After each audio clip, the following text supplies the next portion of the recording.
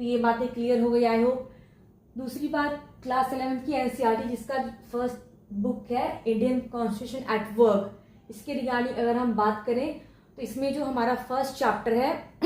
Why do we need a constitution, हमें constitution की जरूरत क्यों है। तो दोस्तों आज मैं इसी के रिगार्डिंग आप सभी से बात करने वाली हूँ, इसमें कि मैं आपको सबसे पहले पॉलिटी और कॉन्स्टिट्यूशन के मीनिंग समझाऊंगी, then after definition, then after origin.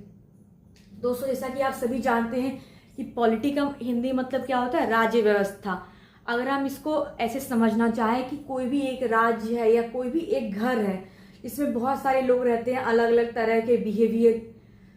के लोग रहते हैं, तो उनको संभालने के लिए किसी एक बड़े लोगों की या बड़े मुखिया की जरूरत होती है जो घर को संभालते हैं। उसी तरह से अगर हम अपने सोसाइटी की, अपने स्टेट की, अपने गवर्नमेंट की, अपने नेशन की बात कर लें तो उसमें हम समझ उसको क्या बोलेंगे, उसकी व्यवस्था को हम क्या बोलेंगे, पॉलिटी, यानी कि राज्य व्यवस्था। एक नेशन को या एक स्टेट को चलाने के लिए जिस व्यवस्था की जरूरत होती है उसी को हम क्या बोलते हैं, राज्य व्यवस्था यानी कि पॉलिटी। और कॉन्स्टिट्यूशन का मीनिंग क्या है, it can be called as the fundamental law of the land और fundamental law of a nation और fundamental law of a state, यानी कि जो भी लॉ सबसे सुप्रीम होगी, सबसे ऊपर होगी, जिस राज्य को चलाने के लिए सबसे ऊपर रखा है, जिसको